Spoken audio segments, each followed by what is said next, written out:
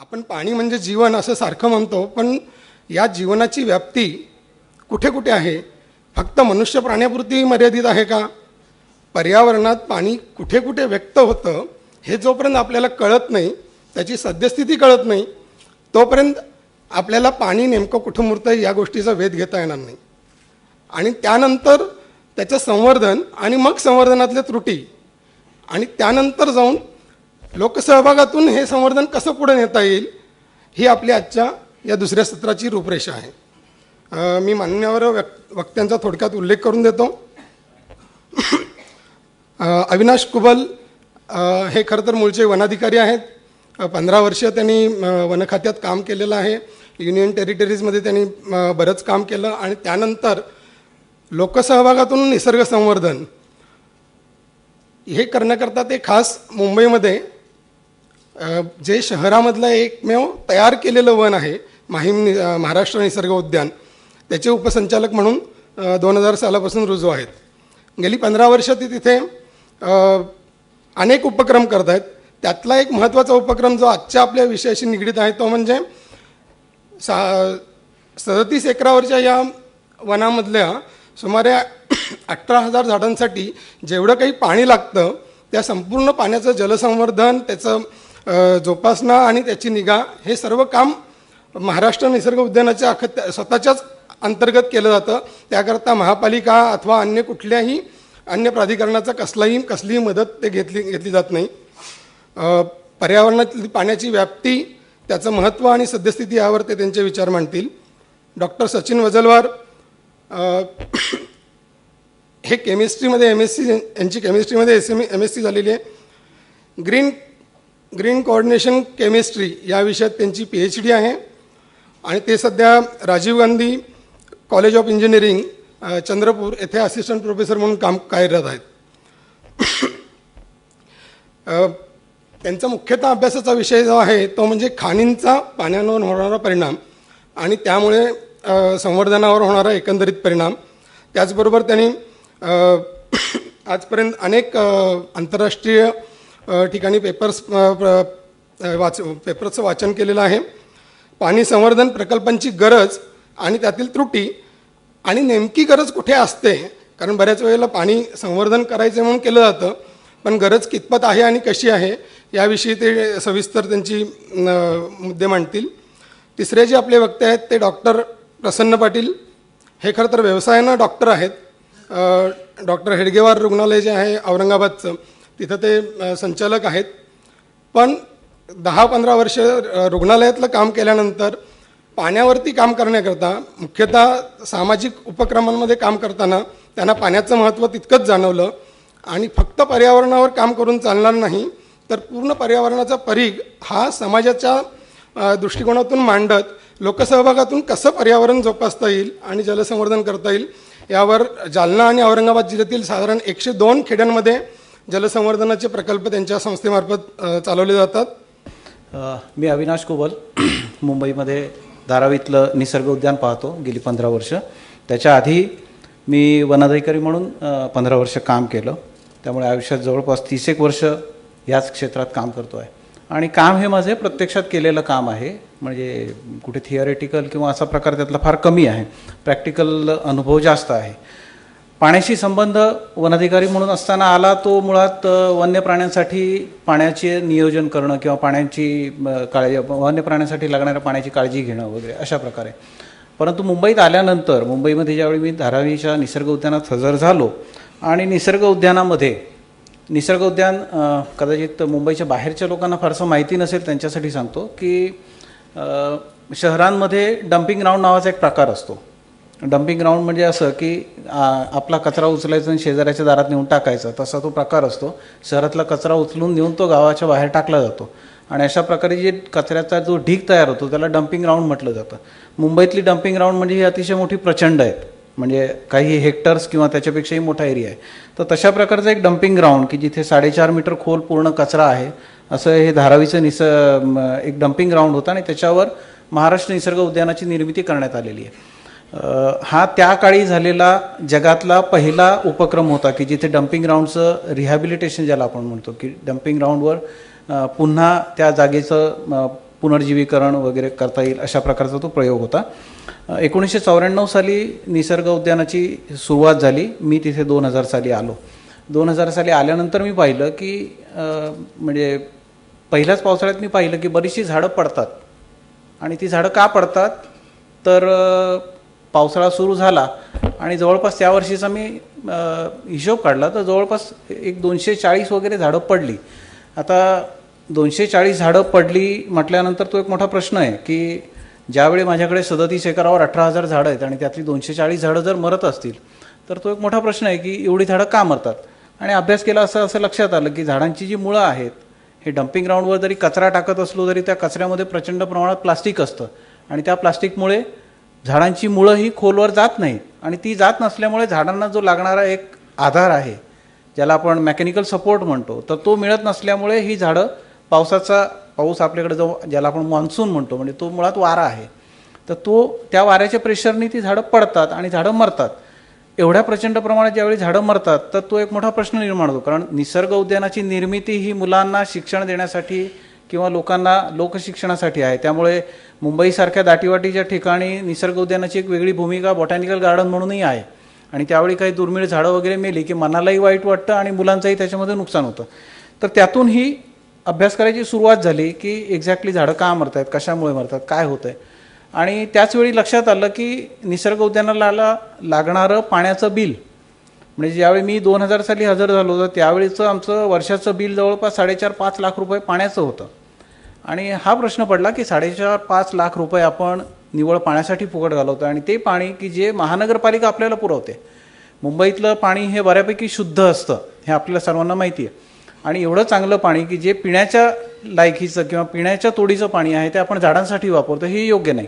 आणि त्यातून या प्रयोगाची मी सुरुवात केली आणि तिथे निसर्ग उद्यानामध्ये रेन वॉटर हार्वेस्टिंगचा प्रकल्प राबवला आणि त्या प्रकल्पातून साधारणपणे आज आम्ही वर्षाला 2 कोटी लिटर पाणी साठवतो.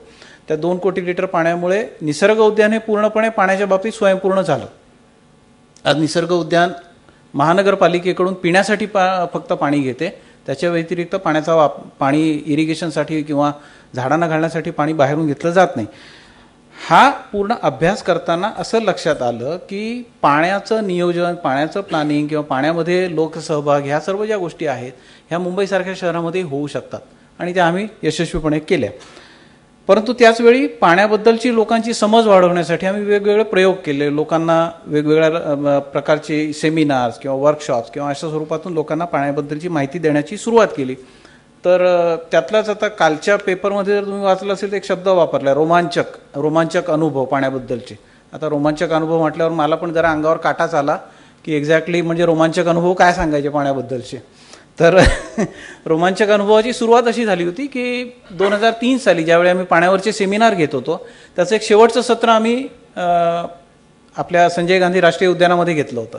आणि त्यावेळी मी पाण्याबद्दलचे वेगवेगळे पैलू सगळ्यांना समजावून सांगितले होते. त्यातला एक पैलू होता की निसर्ग पाण्याचं नियोजन कसं करतं. निसर्गामध्ये वेगवेगळे प्राणी, निसर्गातले जे वेगवेगळे घटक आहेत वनस्पती, प्राणी हे पाण्याचं नियोजन कसं करतात. आणि त्यातली काही उदाहरणं सांगताना लोकसत्ताचे काही प्रतिनिधी वगैरे तिथे उपलब्ध होते. त्यांना ते फार रोमांचक वगैरे वाटलं.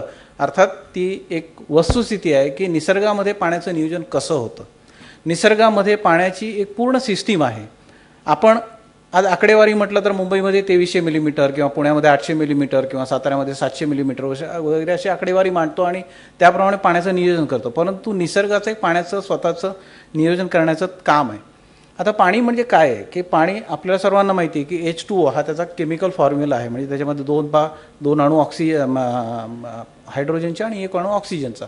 तर असा H2O. त्यामुळे पाण्यामध्ये प्रचंड प्रमाणात ऑक्सिजन आहे जो आपल्याला श्वसनासाठी लागतो, इतर वनस्पतींनाही लागतो, इतर प्राण्यांनाही लागतो. तो त्यातला एक खूप महत्त्वाचा भाग आहे. दुसरं पाणी म्हणजे हे प्रत्येक सजीवाला आपल्या वृद्धीसाठी म्हणजे एखादं झाड म्हटलं तर त्याचं बीज अंकुरण होण्यापासून पूर्ण त्याचं पुढे प्रकाश संश्लेषण म्हणजे ज्याला आपण फोटोसिंथेसिस म्हणतो, त्याच्यानंतर त्याची वृद्धी आणि त्या वृद्धीनंतर मग ते झाड पूर्ण मोठं होईपर्यंत किंवा ती वनस्पती पूर्ण वाढेपर्यंत पाण्याची त्या वनस्पतीला गरज असते. आणि त्याचवेळी ज्यावेळी ही वनस्पती पाण्याचा वापर करते किंवा ही झाडं पाण्याचा वापर करतात तर तो करत असताना त्यातून अन्न निर्मिती होते. त्याला आपण बायोमास म्हणजे वाईल्ड लाईफच्या भाषेत आम्ही बायोमास म्हणतो त्याला. तर ही अन्न निर्मिती होते. त्या अन्नावर आपल्या सगळ्यांचं आता जसं लंच झालं तसं पोट भरतं आणि इतर प्राण्यांचं भरतं. मग त्यातून आपल्याला सर्वांना माहिती आहे की एक प्रायमरी कन्झ्युमर, सेकंडरी कन्झ्युमर आणि टर्शरी कन्झ्युमर वगैरे ही सगळी अन्न साखळी उभी राहते आणि त्यातून ही आजची आपली जीवसृष्टी संपूर्णपणे तयार झालेली आहे. ह्या जीवसृष्टीमध्ये थोडासा चंचुपात माणसाने करायला सुरुवात केला तो कधी की ज्यावेळी आपण रेन वॉटर हार्वेस्टिंग नावाचा एक प्रकार सुरू केला. अर्थात त्याची सुरुवात खूप छोट्या म्हणजे अनादी काळामध्ये जेव्हा कधी झाली तर पाण्यामध्ये दगड ठेवायचे, पाणी अडवायचं आणि मग त्या पाण्याचा काहीतरी वापर करायला सुरुवात करायची. तिथून करता करता आजची जी नवीन अत्याधुनिक पद्धत आहे की धरणं बांधणं, धरणातून कालवे काढणं, त्या कालव्यातून पाणी शेतापर्यंत किंवा इंडस्ट्रीजपर्यंत किंवा जिथे कुठे न्यायचं तिथे त्याचा वापर करणं, वापर करून झाल्यानंतर मग पुन्हा त्याची विल्हेवाट लावणं किंवा ते उरलेलं पाणी सांडपाणी म्हणून टाकणं किंवा ते शुद्ध करून टाकणं, ह्या सर्व गोष्टीला आपण हल्लीच्या भाषेमध्ये रेन वॉटर हार्वेस्टिंगमध्ये याचा समावेश करतो. हा समावेश करत असताना आपण दुर्दैवाने एक बाजू विसरतो आणि ती बाजू म्हणजे की जसं ह्या पृथ्वीवर आपला अधिकार आहे, आपला म्हणजे माणसाचा, तर त्याच वेळी ह्या पृथ्वीवर आपलं जगणं जे सुसह्य केलं आहे त्याच्यासाठी असंख्य प्रकारचे सजीव हे झटत असतात. त्याच्यामध्ये वनस्पती आल्या, त्याच्यामध्ये प्राणीही आले. अगदी छोट्या छोट्या उदाहरणं द्यायची म्हटली तर फुलाचं परागीकरण करण्यासाठी मधमाशा असतात किंवा इतर कीटक असतात, त्याचं मग फळामध्ये रूपांतर होतं. किंवा एखाद्या वनस्पतीचं बी ते रुजवायचं असेल तर एखादा पक्षी येतो, तो फळ खातो, त्याच्या पोटातून त्या बीचा प्रसार होतो, ती बी कुठेतरी जाऊन पडते आणि मग त्यातून पुन्हा जंगल तयार होतं. ही सर्व क्रिया हे आपल्यासाठी आपसूक करत असतात. त्यासाठी ते कोणत्याही प्रकारचा मोबदला आपल्याकडून घेत नाहीत किंवा मागत नाहीत. परंतु हे करत असताना आपण मात्र ज्यावेळी आपला विचार करतो, मनुष्य म्हणून आपण विचार करतो, तर त्यावेळी रेन वॉटर हार्वेस्टिंगचा विचार करताना आपण फक्त आपलाच विचार करतो की आपल्याला पाणी किती लागणार आहे. मग त्यामध्ये आपण क्वालिटी कॅल्क्युलेशन करतो की मला क्वालिटी किती लागणार आहे, मला पॉटेबल क्वालिटी हवी आहे का, ड्रिंकिंग वॉटर क्वालिटी हवी आहे का, युजेबल क्वालिटी हवी आहे का, इंडस्ट्रियल वॉटर हवं आहे की काय हवं आहे, क्वांटिटी किती हवी आहे, उपलब्धता किती आहे, ह्या सगळ्या गोष्टींचा आपण विचार करतो. टेम्परेचर किती आहे, एअर ह्युमिडिटी किती, आणि त्याप्रमाणे मग आपण rain water harvesting system design करतो, त्याचं इम्प्लिमेंटेशन करतो आणि त्यामध्ये काळजी घेतो की एकही थेंब वाया जाता कामा नये. आता हा एकही थेंब वाया जाता कामा नये हा आपला अतिशय दुष्ट विचार आहे. कारण हा एकही थेंब निसर्गात कधी वाया जात नसतो. ज्यावेळी तो थेंब जमिनीवर पडतो किंवा ज्यावेळी तो थेंब दुसऱ्या एखाद्या प्राण्याच्या तोंडात पडतो किंवा दुसऱ्या एखाद्या प्राण्याचा त्या पाण्याचा स्पर्श होतो, त्यावेळी त्या पाण्याचं एक काहीतरी वेगळं कार्य सुरू होतं. आपण मात्र विचार करताना my system has to be efficient असा एक अगदी स्वार्थी विचार करतो की माझ्या सिस्टीममध्ये मी इतके लाख लिटर पाणी किंवा इतके कोटी लिटर पाणी किंवा इतके हजार लिटर पाणी मी वाचवतो आणि त्या पाण्याचा मी असा वापर करणार आहे, तसा वापर करणार आहे, माझी सिस्टम खूप एफिशियंट आहे, माझ्यामध्ये वॉटर लॉस 0 आहे. ही जी भूमिका आहे ही भूमिका पूर्णपणे आपली चुकते आहे. कारण ज्या सर्व्हिसेस, ज्या सेवा आपल्याला हे प्राणी देत आहेत किंवा हा निसर्ग देतो आहे त्याच्या पूर्णपणे विसंगत ही भूमिका आहे आणि ती भूमिका आज मांडण्यासाठी मी तुमच्यापुढे उभा आहे. 20 मिनिटाचा वेळ दिला आहे त्यामुळे मी थोडंसं फास्ट बोलतो आहे. ओके. नाही, कारण बऱ्याच वेळा काय होतं, टेक्निकल विषय असल्यावर तो समजायला कदाचित वेळ लागत असेल, कदाचित ते मस्त छानपैकी गोड वगैरे खाल्ल्यामुळे. तर एनिवे, तर पाण्याची ही जी भूमिका आहे, पाणी निसर्गामध्ये आपण मगाशी म्हटलं त्याप्रमाणे की दोन्ही वनस्पती आणि प्राणी हे त्याचा वापर करतात. वनस्पती त्याचा वापर वेगळ्या पद्धतीने करते, प्राणी त्याचा वापर वेगळ्या पद्धतीने करतात आणि त्याचवेळी त्यांची जी गरज आहे पाण्याची ही जगण्यासाठी आहे. प्लस बरेचसे प्राणी जे आहेत हे पाण्यातच राहतात, ज्याला आपण जलचर म्हणतो, किंवा उभयचर आहेत, ते पाण्याच्या जवळपास राहतात, किंवा काही वेगवेगळे प्राणी जे आहेत त्याचा वापर वेगवेगळ्या पद्धतीने करतात. आणि ह्या सगळ्या गोष्टींमध्ये आपण पाहिलं तर प्राणी हे कधीही पाण्याची नासाडी करत नाहीत.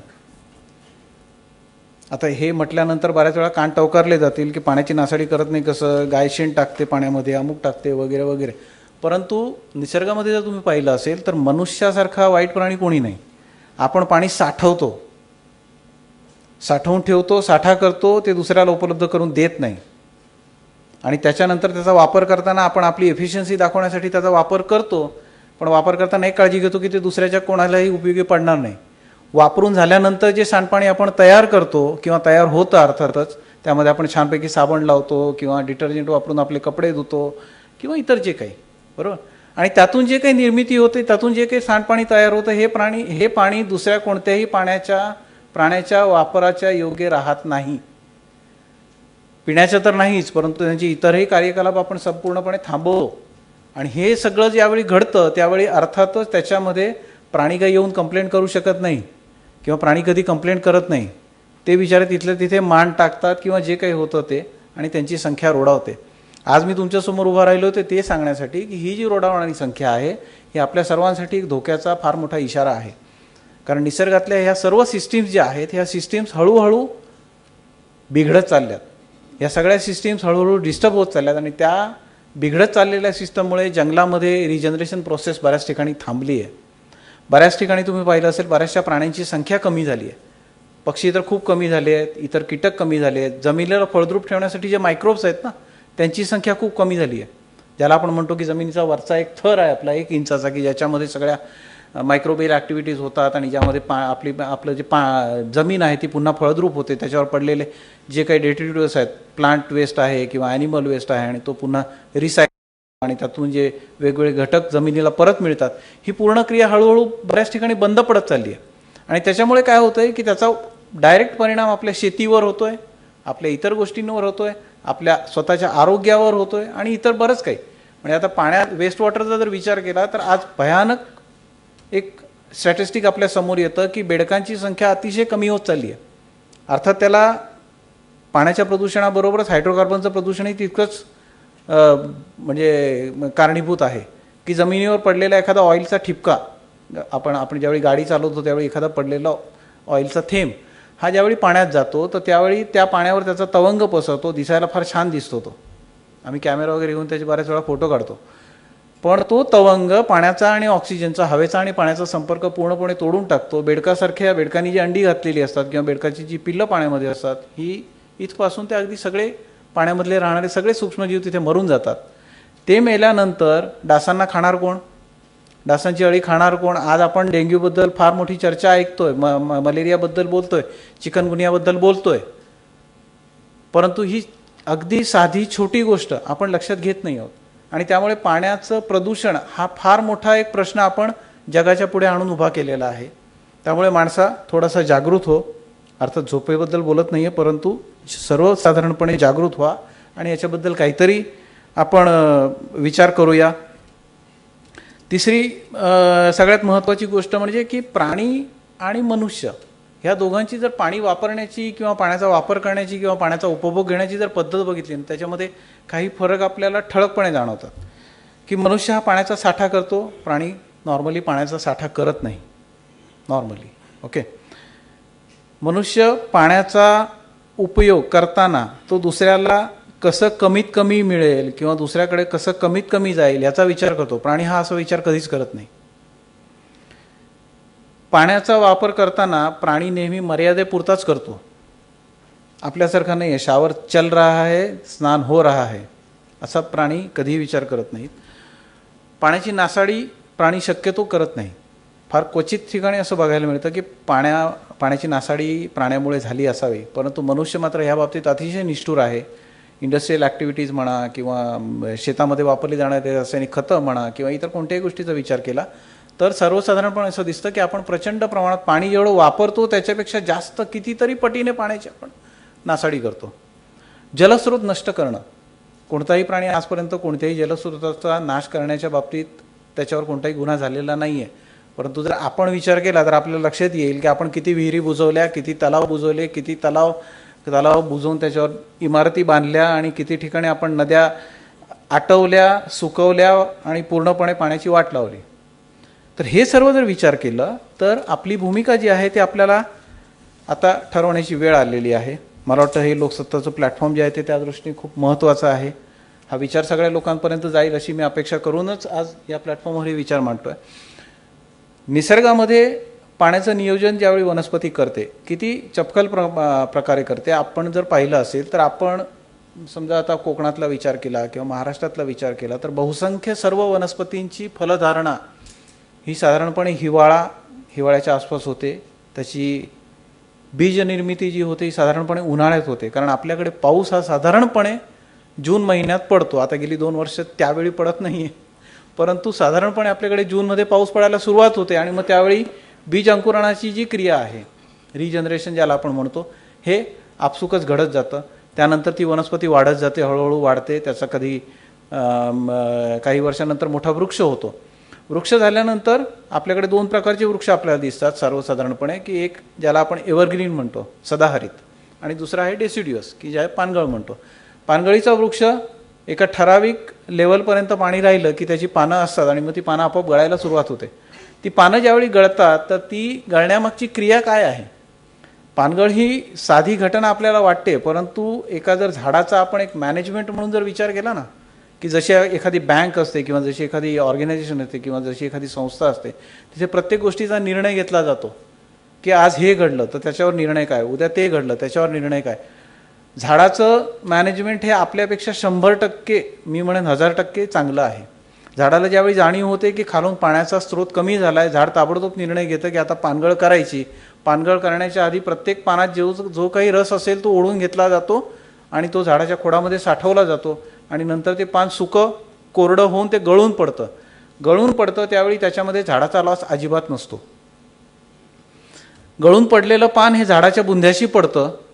बुंध्याशी पडल्यामुळे झाडाची जी काही मुळं खाली आहेत, कारण वरती पानगळ झालेली आहे, त्यामुळे वरती जी आच्छादन किंवा छत्री होती ती आता गेली आहे, पण मुळं थंड राहिली पाहिजेत. मुळामध्ये जे काही पाणी आहे ते आर्द्रता टिकून राहिली पाहिजे. त्यामुळे ती पानं गळून बरोबर मुळाबरोबर पडतात आणि तिथे एक पानांचं आच्छादन तयार होतं आणि त्या दृष्टीने झाड पाण्याचं नियोजन करायला सुरुवात करतं. त्याच्यानंतर जर तुम्ही पाहिलं तर पूर ज्यावेळी येतो एखाद्या ठिकाणी किंवा एखाद्या ठिकाणी दुष्काळ पडतो, तर झाडाचं रिॲक्शन हे फार क्विक असतं, फार फास्ट असतं. हे जर आपण सूक्ष्म निरीक्षण केलं तर आपल्या लक्षात येतं की झाडं त्याला रिॲक्ट कशी करतात. आणि हे करण्यामागे गणित काय असतं की जीव टिकून राहावा, झाडाचा जो जीव आहे तो टिकून राहावा आणि त्या दृष्टीने ते काम करत असतं. याच्यावर आपण बऱ्याच प्रकाराने नियंत्रण मिळवण्याचा प्रयत्न करतो आहोत. का करतो आहोत? कदाचित आपली लोकसंख्या आपल्या आटोक्यात नाही आहे, कदाचित आपल्या गरजा वाढत आहेत. गांधीजींचं वाक्य नेहमी म्हटलं जातं की there is enough for feed and less for greed वगैरे. काही अंशी तेही खरं आहे, परंतु बऱ्याच अंशी आपण आपली विचारशक्ती पूर्णपणे थांबवली आहे आणि या दृष्टीने आपण विचार करत नाही आहोत असं मला वाटतं. पुढे याचं काय होईल जर हा विचार आपण आपल्यापुरता मर्यादित ठेवला की पाणी हे फक्त माझ्यासाठी किंवा पाणी हे फक्त मनुष्यासाठी? पुढे काय होईल? हळूहळू वनस्पतींच्या प्रजाती नष्ट होत जातील. हळूहळू वेगवेगळ्या प्रकारच्या वनस्पती ज्या आहेत त्यांचं अस्तित्व संपुष्टात येईल. रिजनरेशन होणार नाही. आज पाहिलं तर बऱ्याच ठिकाणी तुम्हाला आपल्याला दिसतं की बऱ्याचशा जंगलांमध्ये रिजनरेशन होतच नाही आहे. आज मुंबईतली परिस्थिती जर पाहिली तर तानसा आणि वैतरणा आमची साधारणपणे 150 किलोमीटर अंतरावर आहेत आणि तिथून मुंबईपर्यंत नळाने पाणी आणलं जातं. मधल्या गावांमध्ये कुठल्याही पक्ष्याला तहान लागली तर त्याला एकही थेंब प्यायला नाही आहे. त्यामुळे 150 किलोमीटरच्या पट्ट्यातल्या पक्ष्यांनी काय करायचं? तानसाला जायचं की मुंबईला यायचं? बरं, मुंबईत आला तर मुंबईत त्याला पाणी मिळणार नाही कारण आमची गटारं सगळं बंदिस्त आहेत. तर अशी ही परिस्थिती आपण ह्या संपूर्ण सृष्टीवर आणतो आहोत. त्याच्यावर काय करायला हवं हा विचार आपण सर्वांनी करायला हवा. साधारणपणे 1-2-3 गोष्टी मी सांगू शकतो किंवा सांगू इच्छितो की जलसंधारणेमध्ये इतर सजीव सृष्टीतले जे काही घटक आहेत त्यांचा अंतर्भाव हा आपण करायला हवा, त्यांचा विचार आपण करायला हवा. पूर्वीच्या काळच्या ज्या जुन्या वॉटर हार्वेस्टिंगच्या पद्धती आहेत ना, ज्या आपल्या शिवाजी महाराजांच्या काळातल्या वेगवेगळ्या किल्ल्यांवरच्या वेगवेगळ्या ठिकाणामधल्या, इव्हन पुण्यामध्ये जी पाणी पुरवठा सिस्टम जी आहे, इथे सगळीकडे पाहिलं ना तर लक्षात येतं. इव्हन राजस्थानात ठिकठिकाणी पाहिलं, सिंधमध्ये पाहिलं तर पाणी ज्यावेळी गावामध्ये आणलं जातं तर त्या तिथे 3 ठिकाणी पाणी वापरण्याची सोय असते की एका ठिकाणी पिण्याचं पाणी, पुन्हा खाली आल्यानंतर ते वापरण्याचं पाणी आणि शेवटी गुराढोरांसाठी किंवा इतरांसाठी लागणारं पाणी. ह्या तिन्ही घटकांचा तिथे विचार केला गेलेला आहे की पाण्याच्या क्वालिटीप्रमाणे आपल्याला ते पाणी वापरता आलं पाहिजे. आज आपल्या सिस्टीममध्ये आपण तो विचार करत नाही आहोत. पाण्यावर समग्र सृष्टीचा समान हक्क आहे हे आपण मान्य करावं, हा माझा पहिला विचार आहे. की जसा आपला हक्क आपण म्हणतो की माझा पाण्यावर हक्क आहे, त्याचप्रमाणे इतर सर्व प्राण्यांचा, सर्व पक्ष्यांचा त्याच्यावर तितकाच हक्क आहे, त्यांचाही तितकाच अधिकार आहे, हा आपण मान्य करायला हवा. त्या हक्काच्या अनुसार आपण आपली कृती बदलायला हवी. आपली जी कृती आता पाण्याबद्दल जी काही चालू आहे, बरोबर, आपण सर्वच पाणी वापरतो, त्यामुळे आपल्याला सगळ्यांना माहिती आहे की आपण पाणी कसं वापरतो. तर आपली जी कृती आहे ही कृती आपण तो हक्क मान्य करून त्याप्रमाणे आपण आपली कृती ठेवायला हवी. सजीव सृष्टीला अबाधित ठेवायला हवं. आता हे काही विधान नाही आहे, आपल्याला सर्वांनाच जगायचं आहे, त्यामुळे त्यांनाही जगायचं आहे. त्यामुळे त्यांना जगण्यासाठी आवश्यक असणाऱ्या ज्या गोष्टी आहेत, हवा काय आपल्या हातात नाही, तर आपण हवा पण कदाचित बंद केली असती, पण पाणी हा दुसरा अधिकार आहे आणि तो पाणी त्यांना उपलब्ध करून द्यावं. तर त्या दृष्टीने सजीव सृष्टीला अबाधित ठेवणं आणि त्यांना त्यांचं काम योग्य पद्धतीने करू देणं. आता योग्य पद्धतीने करू देणं हे आपल्याला अधिक सोपं वाटत असेल, पण हे खूप कठीण आहे. कारण अगदी वेगवेगळ्या प्राण्यांची प्रजनन संस्था, वेगवेगळ्या प्राण्यांची राहण्याची त्यांची म्हणतात ना लाईफस्टाईल किंवा त्यांचं जगण्याचा एकूणच कल हा जर लक्षात घेतला तर त्याच्यात लक्षात येतं की पाण्याचं प्रचंड महत्त्व त्याच्यामध्ये आहे. आणि अगदी साधं मगाशी उदाहरण दिलं तसं बेडकाला अंडी घालायची असतील तर त्याला एक पाणी हवं, आणि ते पाणी शुद्ध स्वच्छ हवं आणि त्या पाण्याच्या आसपास काही पाणवनस्पती हव्या, कारण त्याची जी अंडी तो घालणार आहे ती अंडी घालायला ती अंडी जाऊन त्या पानावर चिकटायला हवी, त्यातून येणाऱ्या टॅडपॉलला ते पकडता आलं पाहिजे, त्याला त्यातलं अन्न मिळालं पाहिजे. तर पाणी म्हणजे स्वच्छ शुद्ध आपलं आपण म्हणतो ना की ब्रँड वगैरे असा बेडकाला देऊन त्याच्यामध्ये तो अंडी घालू शकणार नाही आहे. इतर बऱ्याच प्राण्यांचा जर आपण विचार केला तर त्यांचीही परिस्थिती जवळपास अशीच आहे की त्यांना पाणी हे वेगवेगळ्या दृष्टीने हवं आहे, लागणार आहे. ज्यावेळी एखादा प्राणी आपली पिलं घालतो, म्हणजे विशेषतः आपल्या ड्राय क्लायमेटमधली किंवा ग्रासलँड्समधले जर आपण प्राणी पाहिले तर ज्यावेळी ते आपली पिल्लं घालतात तर त्यावेळी हा विचार नक्कीच करतात की माझ्या पिल्लाला ज्यावेळी पाणी लागणार आहे, जोपर्यंत ते पिल्लू आईचं दूध पित आहे तोपर्यंत ठीक आहे, परंतु त्याच्यानंतर कधी ना कधीतरी त्याला पाणी प्यायला जावं लागणार आहे.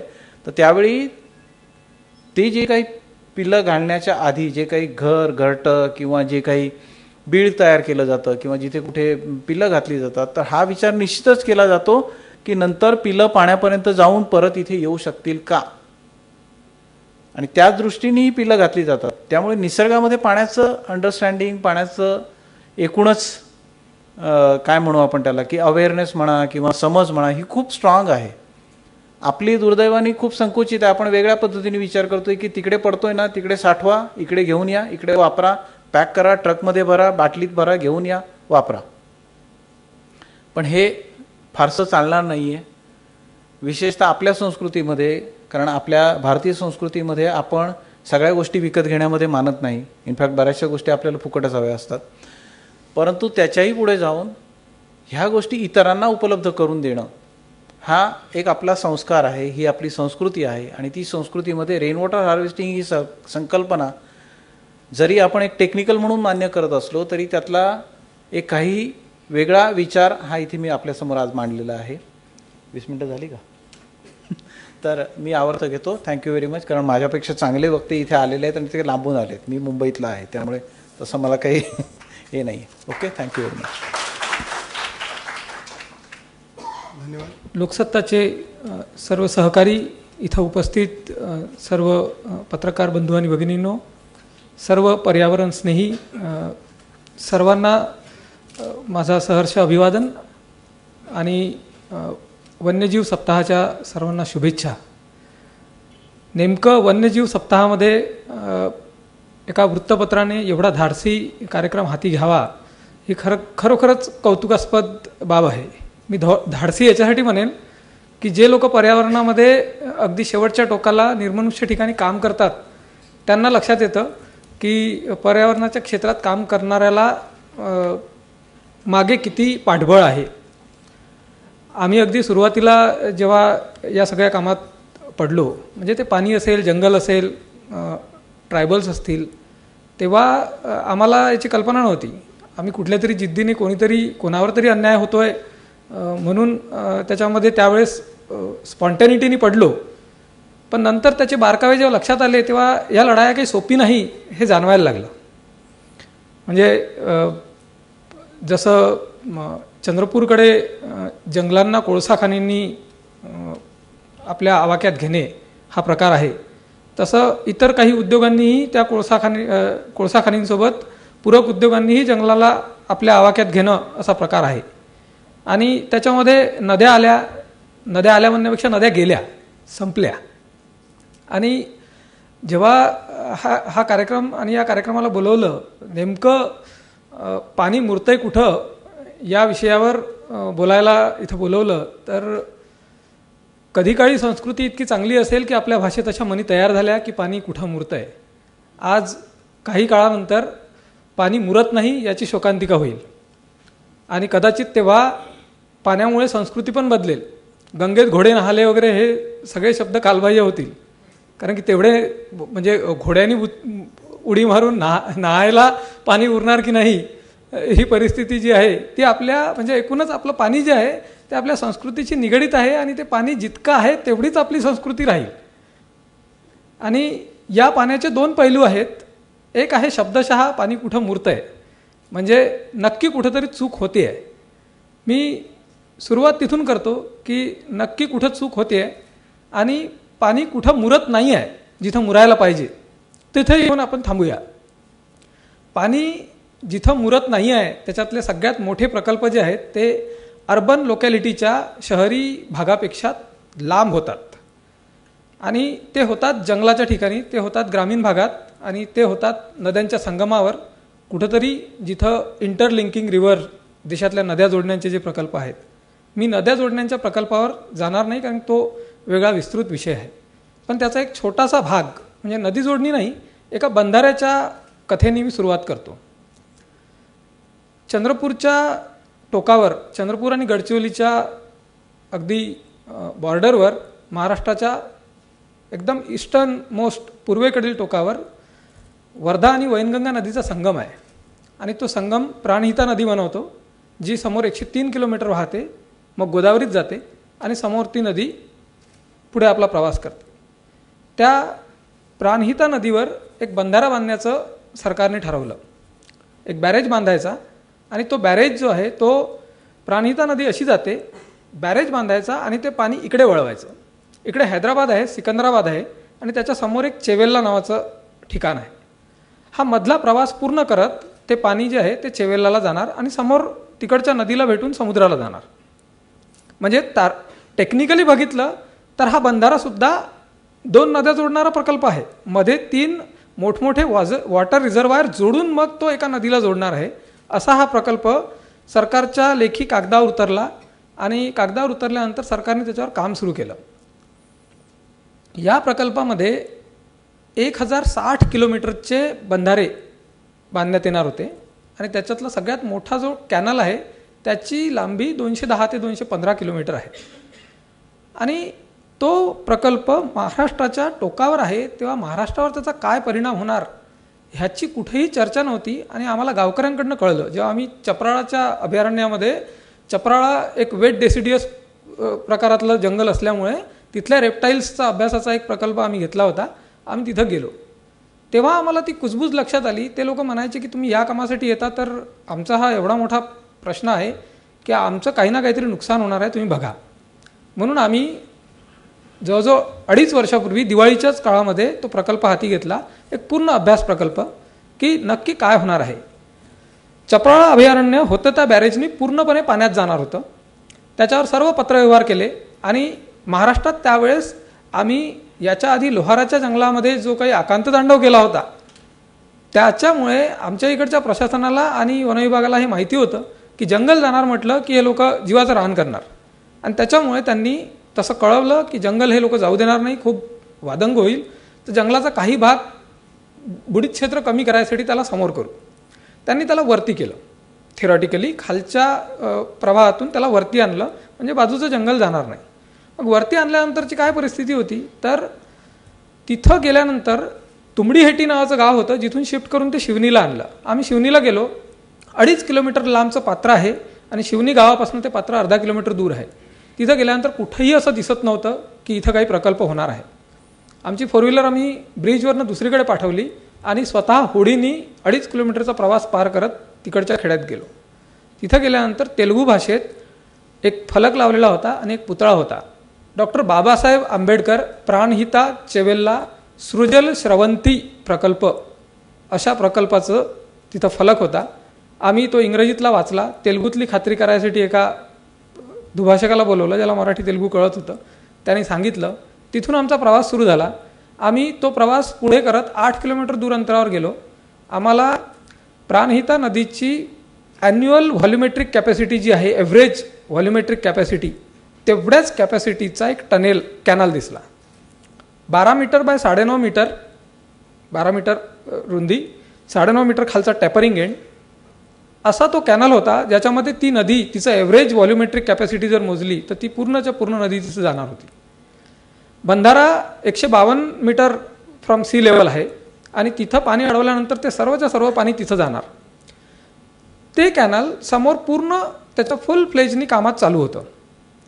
आम्ही त्या कॅनलच्या मागोव्यानी, म्हणजे जिथं आम्हाला शक्य नाही झालं तिथून आम्ही परत आलो, पण नेक्स्ट स्टडीला आम्ही असं करत करत हैदराबादपर्यंत गेलो की याची परिस्थिती काय आहे.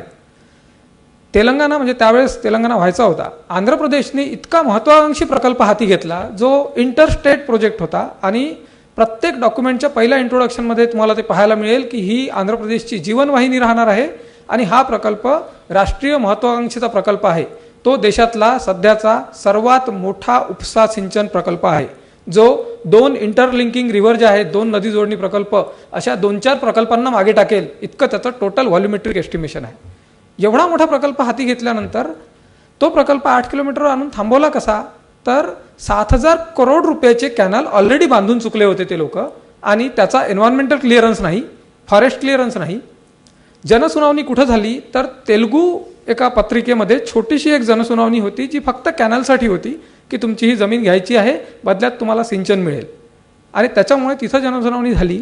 आमची ओरड ही होती की इंटरस्टेट प्रोजेक्ट आहे तर जनसुनावणी आणि सर्व टप्पे एकत्रितपणे झाले पाहिजे. महाराष्ट्रातल्या एकालाही जनसुनावणीमध्ये घेतलं नाही आणि प्रत्येक वेळेस कोणाला विचारलं की काहीही होणार नाही असं सांगण्यात आलं.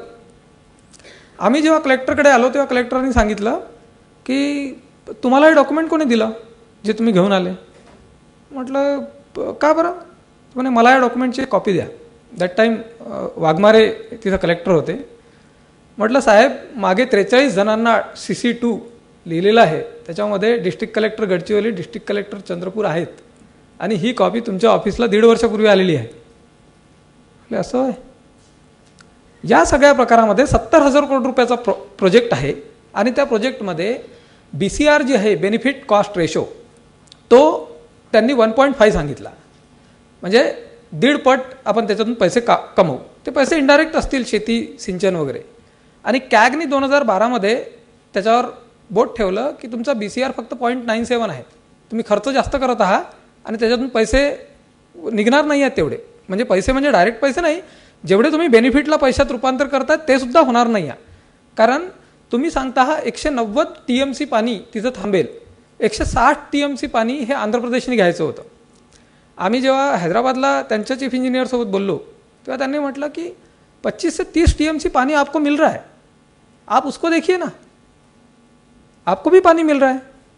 पण झालं असं नेमकं की महाराष्ट्र या बाबतीत जितका अनभिज्ञ होता, आंध्र प्रदेश तेवढंच ॲग्रेसिव्ह होतं आणि 25 TMC पाण्यासाठी 2001मध्ये मिनिस्ट्री ऑफ पॉवरनी, कारण की हा प्रोजेक्ट खूप दिवसा आधीपासून चालू होतं, तर याच्यातनं 48 मेगावॅट पाणी या साईटवर तयार होऊ शकतं आणि त्याच्यातून तुम्ही 30 TMC पाण्याचा उपसा करू शकता असं सांगून दिलं. मी तो रिपोर्ट घेऊन जेव्हा बसलो की याला रेफरन्स बनवायचं, तेव्हा त्या रिपोर्टला जेव्हा आम्ही मॅपिंगमध्ये टाकलं, त्यांनी जी साईट लॉंगिट्यूड लॅटिट्यूड दिलं होतं त्या पूर्ण लॉंगिट्यूड लॅटिट्यूडवर अख्खी नदी कुठंच येत नाही, ती लॉंगिट्यूड लॅटिट्यूड कुठेतरी वेगळीकडचीच आहे.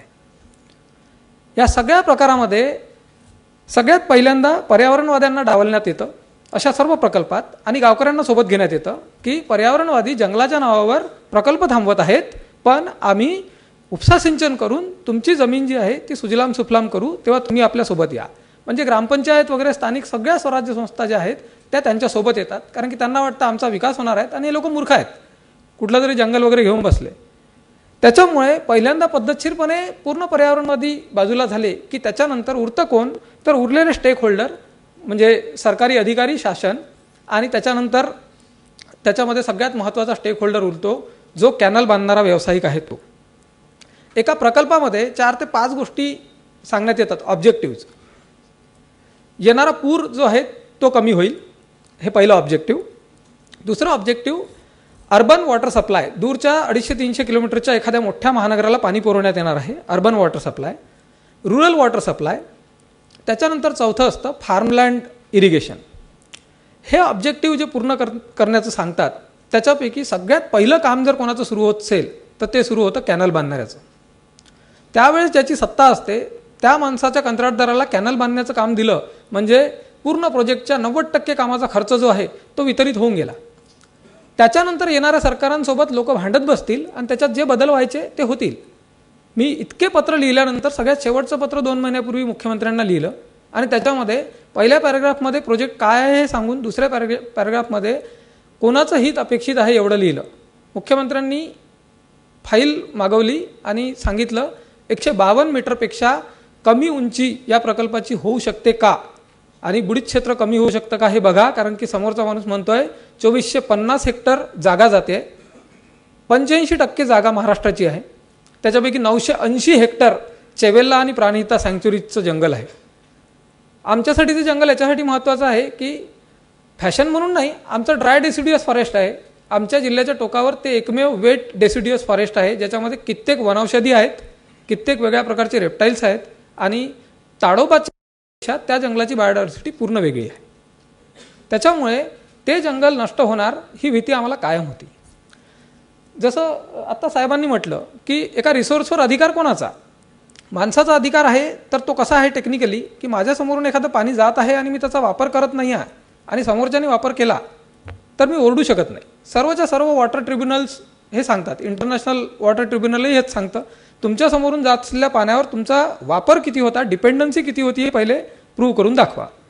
ती डिपेंडन्सी नसेल तर एक देशही ते पाणी अडवू शकत नाही, नंतर एक राज्यही अडवू शकत नाही.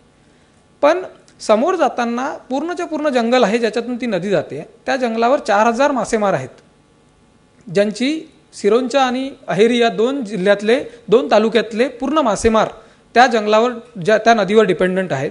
आणि ते जंगल जे आहे ते वेट डेसिड्युअस असण्याचं कारण त्या प्राणहितेचं पात्र आहे जे 103 किलोमीटर लांब इतकं मोठं पाणी नेतं. मग त्या सगळ्या गोष्टीवर प्रभाव होणार आहे, त्याचा परिणाम जो आहे तो एन्व्हायरमेंटल इम्पॅक्ट असेसमेंटमध्ये येईल. ते एन्व्हायरमेंटल इम्पॅक्ट असेसमेंटचं डॉक्युमेंट अजून तयारच नाही झालं. आम्ही त्यांना म्हटलं होतं की ज्या जंगलाचं नुकसान होणार आहे त्या जंगलाच्या वन अधिकाऱ्याला त्या जंगलाचा मेंटर म्हणून तुम्ही क्लेम मांडायला सांगा. पण ते लोक म्हणतात आम्ही इतक्या छोट्या लेवलचे अधिकारी आहोत की हे सर्व ज्या पातळीवर होतं त्या पातळीवर आम्हाला फक्त आदेश येतात, आम्हाला आदेशाची पूर्तता करावी लागते, आम्ही रिव्हर्स ऑर्डरमध्ये असं काही लिहून पाठवू शकत नाही. त्याच्यामुळे हा नदी बदलवण्याचा प्रकार आहे, नदी जोडणी प्रकार नाही, हा नदी वळवण्याचा प्रकार आहे ज्याच्यामध्ये प्राणहिता पूर्ण ड्राय झाली तर सिरोंचा आणि अहेरीचं पूर्ण जंगल जाणार. ज्या गडचिरोली जिल्ह्याला नक्षलवादग्रस्त आहे म्हणून आपण इथून ओरड करतो, त्या गडचिरोलीमध्ये सकारात्मक दृष्टीनं कोणी आपला उदरनिर्वाह करत असेल, त्याचा जर तो हिरावून घेतला तर तो नक्षलवादी नाही होणार तर काय होणार? कारण जंगलाच्या बाबतीत बोलताना फॉरेस्ट, त्याचं वाईल्ड लाईफ एवढ्यावर बोलता मी माझ्या सहकाऱ्यांपेक्षाही थोडा वेगळा होतो आणि मतभेदही होतात. आपण शहरी माणसापेक्षा एक ग्रामीण माणूस जो आहे ज्याला काहीच कळत नाही त्याचीही अवस्था जनावरासारखीच आहे. त्याला हे सगळं कळतं कुठं, काय टप्प्याने हे सँक्शन्स होत आहेत, माझा वाटा किती आहे, माझ्या बोलण्याला अधिकार किती आहे, या सगळ्या गोष्टी ज्या आहेत त्या दाबून ठेवल्या जातात. त्याच्यामुळे वाघासारखीच गती त्या आदिवासीची पण आहे आणि ते जंगल टिकवण्यामध्ये आदिवासीचा पहिला रोल आहे. त्यांनी ते जंगल बरोबर आपल्या गरजे एवढंच वापरलं आणि टिकवून ठेवलं. पण झालं असं की आम्ही वारंवार फक्त माणूस म्हणून एक यंत्रणा उभी केली. तो ग्रामपंचायतचा जो कोणी पदाधिकारी असेल तो पदाधिकारी कुठल्या तरी राजकीय प्रभावाखाली असतो, त्याचे आमदार, त्याची ती सगळी विशेष एक चयन असते आणि त्याच्यामध्ये जो लोकल से आहे तो दाबल्या जातो. या पूर्ण प्रकल्पामध्ये महाराष्ट्रातला जो भाग जाणार आहे आणि जो भाग प्रभावित होणार आहे त्याच्यामध्ये 14 खेडे आहेत, 12 गोंडपिंपरीचे आहेत, 2 सिरोंच्याचे आहेत. त्यांना काहीही माहिती नाही आहे. मागच्या 4 वर्षापासून ते एकच म्हणत आहेत की आम्ही बुडणार आहोत याची माहिती आम्हाला द्या. मागचे 6 वर्ष झाले घराची भिंत पडली ना मातीची तरी ते दुरुस्त करत नाही, कारण की त्यांना माहिती आहे जेव्हा जाणार आहे तेव्हा माझ्या उदरनिर्वाहाचं साधन म्हणजे माझी शेतीही जाणार आहे, माझं घरही जाणार आहे. अर्बन माणसावर जेव्हा इम्पॅक्ट होतो ना तेव्हा घर पडलं तरी नोकरी असते आणि नोकरी जाते तेव्हा घर जात नाही. पण जेव्हा ग्रामीण माणसावर इम्पॅक्ट होतो ना तेव्हा त्याचा रोजगारही जातो आणि घरही जातं आणि ज्याचा निवारा जातो त्याची काय अवस्था होत असेल हे म्हणजे शब्दात सांगणं कठीण आहे. कारण एका कोळसा खाणीच्याच एका अधिकाऱ्याने, बड्या अधिकाऱ्याने एका माईनच्या कॉन्फरन्समध्ये मी जेव्हा बोललो तेव्हा खूप आरोप झाले की तुम्हाला हे सगळं करायला कुठल्या देशातनं पैसा येतो, म्हणजे आम्ही फॉरेन फंडेड आहोत असा आरोप होतो. का बरं? तर असले उपद्व्याप कोणी करत नाही हो, काहीतरी असतं तेव्हाच करता. जेव्हा मी बसलो तेव्हा त्या अधिकाऱ्याने म्हटलं की तो जो कोणी यंगस्टर होता जो बोलून गेला त्याला तुम्ही आत्ता ऐकलं नाही तर 10 वर्षाने आपल्याला ही गोष्ट बेकार पद्धतीने ऐकावी लागेल. आणि आम्ही जर विचार केला की मी 18व्या माळावर राहतो आणि माझ्या बिल्डिंगच्या खालून रोड जाणार आहे आणि त्यामुळे माझी बिल्डिंग पडणार आहे, तुम्हाला ठाण्यामधून मुंबईत, ठाण्यामधून पुण्यात जा म्हटलं तुम्ही जाता का? नाही जात. का बरं? तर विस्थापनामध्ये फक्त आर्थिक पॅकेज अवलंबून नसतं. विस्थापनामध्ये सामाजिक, भावनिक, सांस्कृतिक ह्या सर्व बाबी असतात. तुम्ही आमच्या इकडच्या आदिवासाला म्हणाल की मी तुम्हाला पॅकेज देतो, सरकारचं एक पॅकेज ठरलंही आहे, किशोरदादांना चांगलं माहिती आहे विस्थापनाचं पॅकेज कसं आहे. त्या पॅकेजमध्ये तुम्ही त्याला म्हणाल की तुला उद्या दिल्लीला IBM मध्ये नोकरी दिलेली आहे, तुला जायचं आहे तिकडे, तुझ्या उदरनिर्वाहाचा आम्ही सोय केलेली आहे, will it be able to do that? त्याचं एक कौशल्य आहे, तो त्या बांबूवर काहीतरी टोपल्या विणतो, काहीतरी ताटवे विणतो, त्याच्यावर तो जगतो, तो त्याच्यात सुखी आहे. त्यामुळे प्रत्येक गोष्ट पैशात मोजून आपण जर रिहॅबिलिटेशन अशा पद्धतीने करायला लागलो तर काय होईल की जंगलं तर जातील आणि त्या जंगलाचे जे मालक आजचे आहेत ते खरे मालक आहेत, ते बरोबर त्याला पाहिजे तसं एक्स्ट्रॅक्ट करतात आणि नंतर टिकवतात, ते लोक चालले जातील. आणि जे प्राथमिक शाळेमध्ये शिकलो की जंगलं आहेत म्हणून पाऊस पडतात, तर मग नद्या वळवण्यासाठी जंगल का बरं खातोय? पाऊस पडणार कुठून? हा नक्की पाणी मुरतंय हे इथं मुरतंय की प्रत्येक स्टेक होल्डरला विचारत न घेता फक्त आणि फक्त व्यावसायिकांचे घरं भरण्यासाठी असले प्रकल्प उभे राहतात. हा सगळ्यात पहिला मुद्दा. नक्की पाणी इथं मुरतंय. केन आणि बेतवा, आम्ही महाराष्ट्राच्या बाहेर न जाण्याचं ठरवलं होतं. केन आणि बेतवाचं आत्ताच सँक्शन झालेलं आहे. त्याच्या एन्व्हायरमेंटल इम्पॅक्ट असेसमेंटच्या रिपोर्टमध्ये जे झाडं पन्नामध्ये नाही आहेत त्याचाही उल्लेख आहे, जे प्राणी पन्नामध्ये नाही आहेत त्याचाही उल्लेख आहे. कोण बनवतं असे एन्व्हायरमेंटल इम्पॅक्ट असेसमेंटचे रिपोर्ट? कुठल्या तरी महाविद्यालयात, कुठल्या तरी ऑफिसमध्ये कोणीतरी प्रोफेसर माझ्यासारखाच बनवत असेल, पण त्याचा त्या पूर्ण निसर्गावर काय परिणाम होतो याचा जराही विचार न करता जर असे प्रोजेक्ट चालले तर कदाचित आपण ते पाणी जे आहे मुरवायसाठी ते शोधायला उघड्या डोळ्यांनी पाणी दिसणार नाही. आज खरीपच्या हंगामामध्ये एक भात सोडला तर बाकी सर्व पिकं जे बदललेले आहेत त्याला गरजेपेक्षा तिप्पट पाणी पडतं. जे पडत आहे वरून ते तिप्पट आहे. आणि ऑक्टोबर झाला, नोव्हेंबरमध्ये तुम्ही मोठी नदी पहा, तिचं पात्र फक्त वाळू दिसते आणि मधून एक नाली वाहत असते. मेमध्ये काय परिणाम होतो तो विचित्र विदारक परिस्थिती आहे. आता या सर्व परिस्थितीनंतर शहरातला माणूस जो ही सर्व काळजी वाहतो त्याच्यात मी पण आहे. आपण जितके सक्रिय व्हायला पाहिजे तितके नाही झालो म्हणून परिस्थिती बदलली नाही ही खंत मलाही आहे, मी दुसऱ्याला दोष देणार नाही. जेव्हा आम्ही शहरामध्ये येतो तेव्हा शहराच्या आजूबाजूला आणि शहरात परिस्थिती काही खूप चांगली आहे असं नाही. आम्ही समजदार लोक आहोत, पण आम्हीही वैयक्तिक पातळीवर जी संवेदना पाहिजे ती सामूहिक पातळीवर ठेवत नाही. वैयक्तिक पातळीवर प्रत्येकाला कळतं मी प्लास्टिकचा ग्लास फेकला म्हणजे याचं काय होणार आहे, हा बायोडिग्रेडेबल आहे का, हा 300 वर्ष मुरत नाही वगैरे सगळं कळतं. आम्ही जेव्हा समूह म्हणून येतो तेव्हा आमची ती संवेदना जी आहे ती सोशल एटिकेटमध्ये कुठतरी दबते. आम्ही ती संवेदना तिथं त्या डायनिंगच्या हॉलमध्ये लोकांना पटवून सांगू शकत नाही आणि तिथं स्वतःची पण दाखवू शकत नाही. आणि या प्रकारामुळे आम्ही मग ते गणेशोत्सवामध्ये POPच्या मूर्तीचं विसर्जन असो, कुंड बनवला त्याला नकार देता मला नदीतच शिरवायचा आहे हा हेका असो, शहरी भागातही हे होतंच. ज्या देशामध्ये गंगाहीनम हतम देशा असं म्हणतात, म्हणजे आमची संस्कृतीच अशी आहे की आम्ही पहिलेपासून हे मानून चुकलो की पेरेनियल रिव्हर्स नसतील तर आपण जगू शकत नाही. मिडल ईस्टवाल्यांना कदाचित संकल्पना मूर्खपणाची वाटेल कारण ते जगत आहेत, पण आम्ही जेव्हा आमची संस्कृती तशी बनवलेली आहे की बारमाही नद्या असतील तर आम्ही चांगलं जगू, आमचं लाईफस्टाईल तसं आहे, तर मग आपल्याला त्या बारमाही नद्या जगवणं हे आपलं पहिलं काम आहे. संपत आला वेळ. मला असं वाटतं की कदाचित माझ्या या बोलण्यावर तुम्हा सगळ्यांना आक्षेपही असेल. जर आक्षेप असेल तर ते प्रश्नरूपाने समोर यावे. मला फक्त एवढंच सांगायचं सगळ्यात शेवटी की मंगळावर पाणी भेटल्यानंतर जे कुतूहल आपल्यामध्ये असतं त्याच्या 15-20% काळजी जर पृथ्वीवरचं पाणी नष्ट होत आहे याच्यासाठी आपण दाखवली तर ते जास्त चांगलं होईल. कारण मंगळावर पाणी भेटलं ही आपली वैज्ञानिक तहान भागवण्यासाठी योग्य गोष्ट आहे, पण पृथ्वीवरचं पाणी जात आहे ही आपली खरीखुरी तहान भागवण्यासाठी खूप निकडीची गोष्ट आहे. धन्यवाद. माझे सहकारी सुहास आजगावकर ॲग्रॉनॉमिस्ट आणि पर्यावरण तज्ज्ञ आहेत आणि आमचं सिक्रेट बहुतेक लोकसत्तावाल्यांना कळलं आहे. त्यांनी फील्डवरती काम करायचं आणि मी बोलायचं, त्याच्यामुळे त्यांनी मला संधी दिलेली आहे. दोन्ही सुहासला मी पूर्ण अधिकार देऊन ठेवलेले आहेत की 20 मिनिटापेक्षा अधिक चाललो तर माझा शर्ट तरी ओढायचा किंवा तिकडून खूण तरी करायची, त्यामुळे 20 मिनिटाच्या वर जाणार नाही. टँकरवाड्यातून आलो आहे, ज्याचा उल्लेख मराठवाड्याचा उल्लेख टँकरवाडा असा केला जातो आहे सध्या दुष्काळाचा.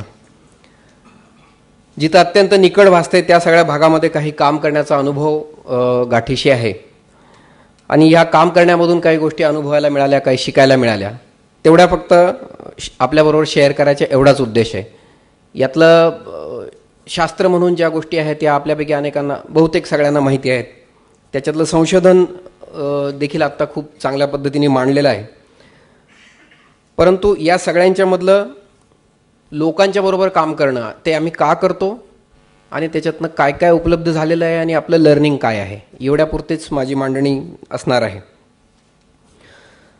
1989च्या सुमाराला औरंगाबादच्या मेडिकल कॉलेजमध्ये शिकणाऱ्या 7 तरुण डॉक्टरांनी एकत्र येऊन डॉक्टर बाबासाहेब आंबेडकर वैद्यकीय प्रतिष्ठान नावाची संस्था सुरू केली. त्याचं डॉक्टर हेडगेवार रुग्णालय जे फ्लॅगशिप इनिशिएटिव्ह आहे ते सुरू झालं आणि कल्पना अशी होती की उत्तम आरोग्याच्या सुविधा सर्वसामान्यांसाठी देत असतानाच केवळ आरोग्यापुरतं थांबून चालणार नाही, तर त्याच्यावरती सर्वंकष उपाय शोधण्याचे प्रयत्न करणं, की आरोग्याचे प्रश्न केवळ आरोग्याचे नाही आहेत. आरोग्याच्या प्रश्नांच्या पाठीमागं अनेक कारणं असतात, जी हिमनगाचं एक टोक म्हणजे आरोग्याचे प्रश्न असतात. त्याच्या खाली जे सगळे प्रश्न असतात त्यांचं काय करायचं, त्याला वळसा घालून जायचं का आपल्या ताकदीनिशी त्याला धडका देत राहायच्या. आम्ही आमच्या पुरतं असं ठरवलं की आपल्या ठिकाणी याला सर्वंकष पद्धतीने आपण बघूयात आणि म्हणून रुग्णालयाच्या पाठोपाठच शहरी झोपडपट्टीमधले प्रकल्प सुरू झाले आणि आरोग्य शिक्षण आणि विविध विकास प्रकल्प असे सुरू झाले. 93च्या दरम्यान औरंगाबाद जिल्ह्यातल्या 3 दुर्गम गावांमध्ये आम्ही वैद्यकीय विषयातली सगळी मंडळी असल्यामुळं स्वाभाविकपणाने आमचा प्रवास हा आरोग्याकडून पाण्याकडे किंवा आरोग्याकडून विविध विषयांकडे असं झालेला आहे. आरोग्याच्या विषयामध्ये कामाला सुरुवात झाली. त्याच्यातनं मग महिला, शेतकरी, पशुपालक या सगळ्यांचे प्रश्नांची साखळीच समोर आली. म्हणजे आजार गोळ्या देऊन औषध देऊन आजार बरा करणं, त्याच्यानंतर लोक म्हणायचे की अच्छा ठीक आहे आता तर बरं झालो, परंतु बघा ना की ते परत असं होणारच आणि मग त्याच्यावरती आपल्याला काय करता येईल, असे सगळे विषय एकातून एक श्रृंखला पुढे आली. आज या 300 खाटाच्या सुसज्ज रुग्णालयासोबतच 40 झोपडपट्टी वस्त्या आणि 2 जिल्ह्यातील 102 गावं याच्यामधनं 37 प्रकल्प चाललेले आहेत आणि त्याच्यातले केवळ पाणी असं नाही तर नॅचरल रिसोर्सेस मॅनेजमेंट, ज्याला आम्ही संपूर्णपणे NRM विंग अशी आमच्या कामाची एक स्वतंत्र आहे जी सुहास लीड करतो. ग्रामीण भागामध्ये या सगळ्या विषयांवरती काम करत असताना छोट्या शेतकऱ्यांची हालाखी नेहमी समोर यायची. आपण त्याची वर्णनं पण आत्ता सगळीकडे येत आहेत, ऐकली आहेत आणि ही सगळी बाब शिक्षण आणि आरोग्य इतर जवळपास सगळ्याच समस्यांच्या मुळाशी आहे हे जाणवायचं.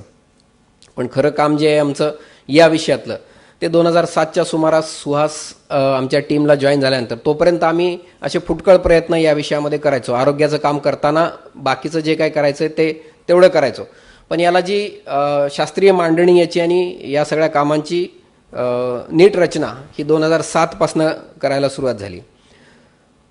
न परवडणारी शेती आणि त्याचे आर्थिक सामाजिक परिणाम याच्यावरती बरंचसं लिहिलं बोललं जातं, त्याचं मी पुनरुक्ती इथे करणार नाही. आमच्या गावांमध्ये आम्हाला जाणवलं की हे सगळं शेतीच्या उपलब्ध पाण्याभोवती फिरतंय, जे मिळतच नाही आहे आणि पाणी हा कळीचा मुद्दा आहे.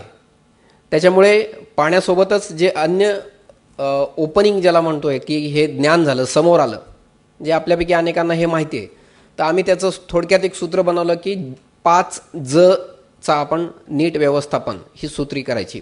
5 जकार, ज्याच्यामध्ये जल, जमीन, जंगल, जन व जानवर असे सगळे 5 आहेत आणि याच्यामध्ये अगदी पहिला नंबर तो आहे तो जलचा. त्याच्यामुळे याचं नीट व्यवस्थापन केल्याने प्रश्न सुटतात हेही लक्षात आलं. भटकंती सुरू झाली. आरोग्यामधलं, महिलांमधलं कामाचा अनुभव आणि त्याचं जे गुडविल होतं ते सगळं आमच्याकडे होतं. पण पहिला ब्रेकथ्रू जो मिळाला तो मात्र मोरहिरा नावाच्या एका गावातल्या छोट्या शेतकऱ्यांच्या गटाकडून. शिवनाथ कुटे आणि माऊली घुगे हे 2 आमचे आत्ता जे जल कार्यकर्ते आम्ही ज्यांना म्हणतो, हे 2 जण कोरडवाहू शेती परवडत नाही म्हणून मग औरंगाबादमध्ये एक जण चटईच्या कंपनीत 3000 रुपये नोकरीसाठी आणि एक जण जीपवरती क्लीनर म्हणून अशा पद्धतीने शेती सोडून देऊन कामाला आले होते आमच्या सगळ्या प्रयत्नातनं ते आणि अजून 10 जण यांनी पहिल्यांदा आमच्या सांगण्यावरून ते परत शेतीकडे वळले.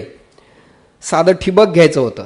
मग ॲग्रॉनॉमिस्ट पण सुहासनी सूचना पण दिली होती की आता काय काय करायला पाहिजे, तर चला ठिबक सिंचन घेऊयात. ठिबक घ्यायचं ही काही मोठी इनोव्हेटिव्ह गोष्ट नाही. आपण सगळीकडे बघतो ठिबक सिंचन आता सगळीकडे झालेलं आहे. पण यांच्याकडे सगळं गावच ब्लॅकलिस्टेड होतं.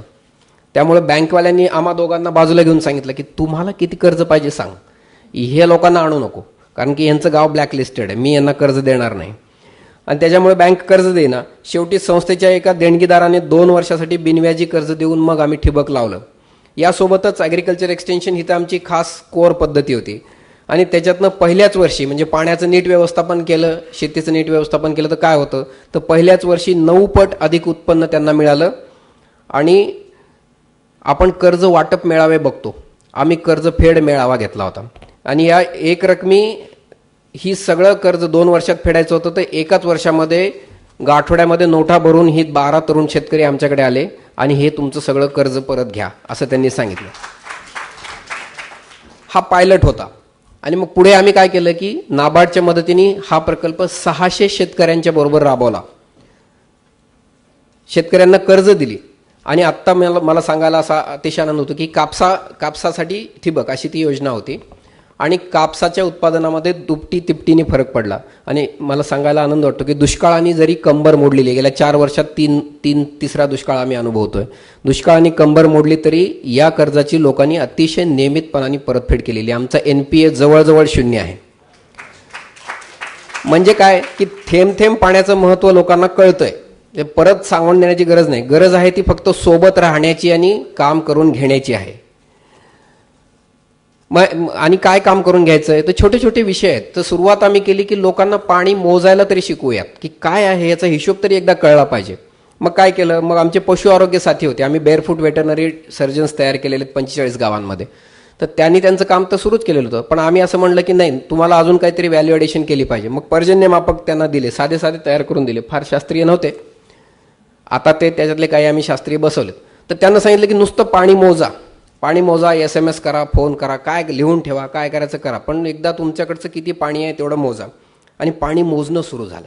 पाणी मोजल्याच्या नंतर लोकांच्या लक्षात यायला लागलं की आपल्याकडे तर ठीक आहे, पाऊस पडतोय, तो आपला अशा पद्धतीने आपण पाणी मॅनेज करायला पाहिजे.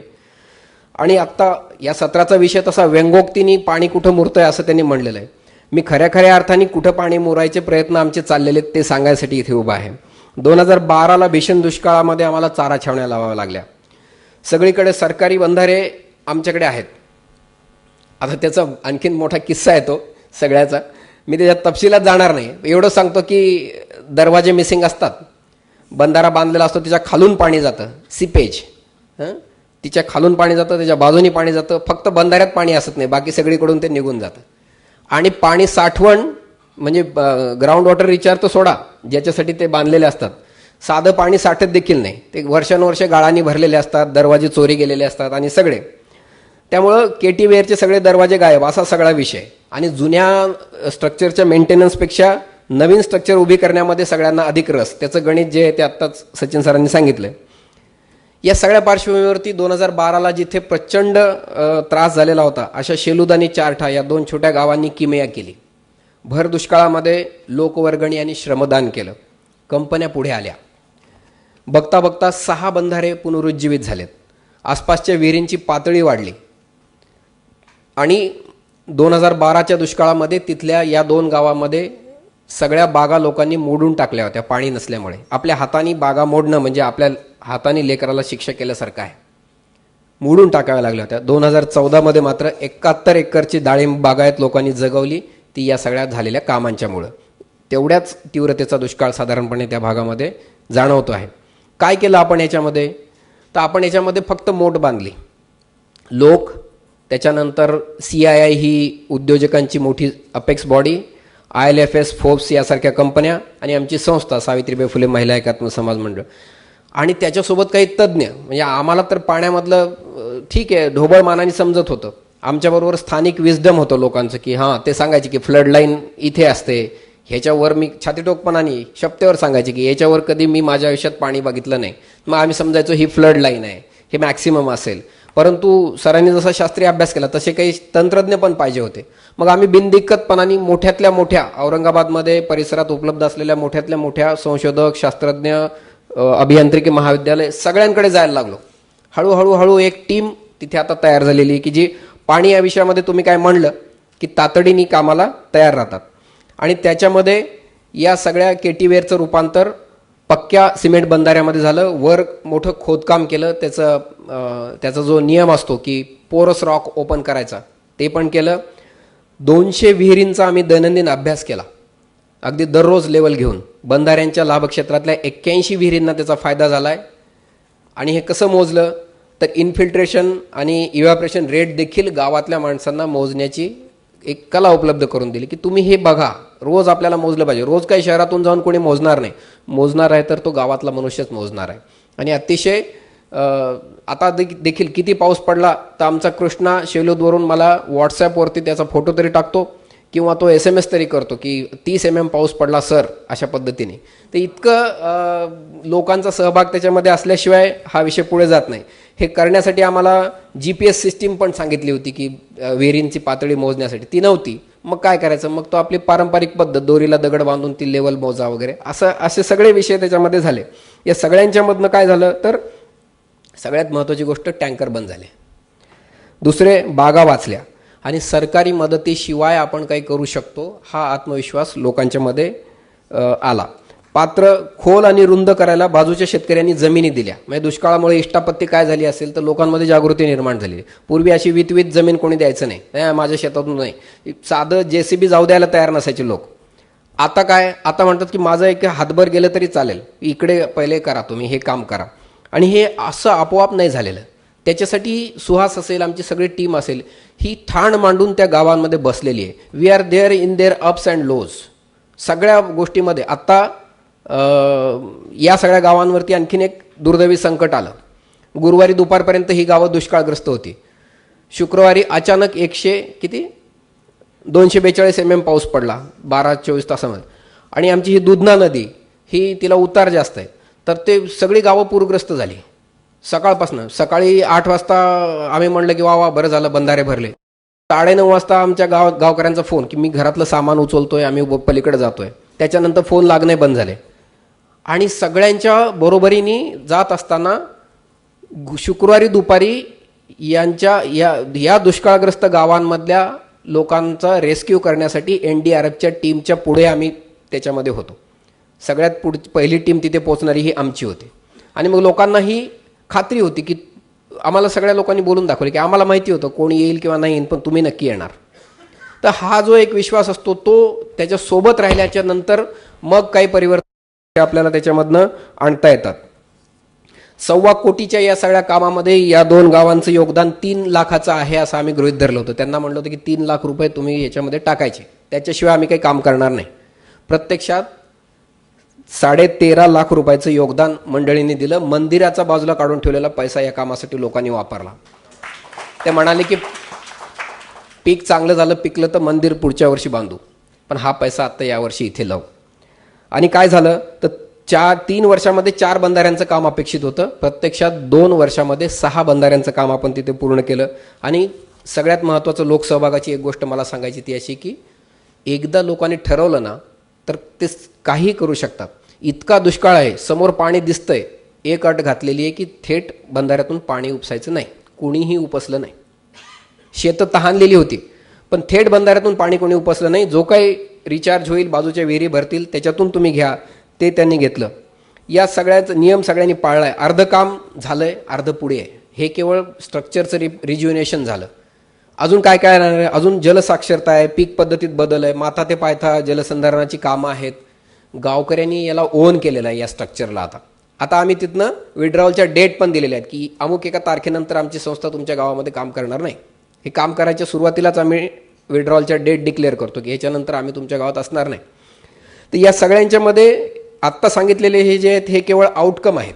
याचा फुल सोशिओ इकॉनॉमिक इम्पॅक्ट दिसायला अजून काही दिवस जावं लागतील. आपल्यामधले तज्ज्ञ जी मंडळी ते ह्याच्यात सांगू शकतील, ते दिसतील. परंतु त्या दृष्टीने हा सगळा प्रवास जो आहे तो सुरू आहे.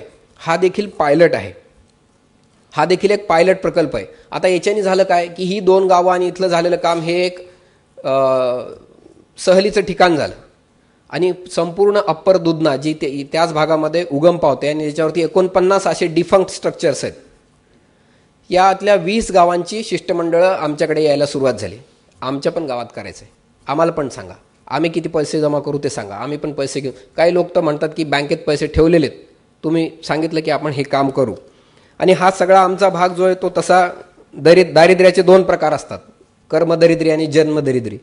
आम्ही पाण्याच्या बाबतीमध्ये जन्मदरिद्रीच आहे, कारण की याच्यामध्ये आपल्याला माहिती आहे की औरंगाबादच्या या सगळ्या भागामध्ये वेरुळ अजिंठ्याच्या लेण्या आहेत, मग बसाल्ट खडक आहे ज्याचं पाणी धारण करण्याची क्षमताच कमी आहे.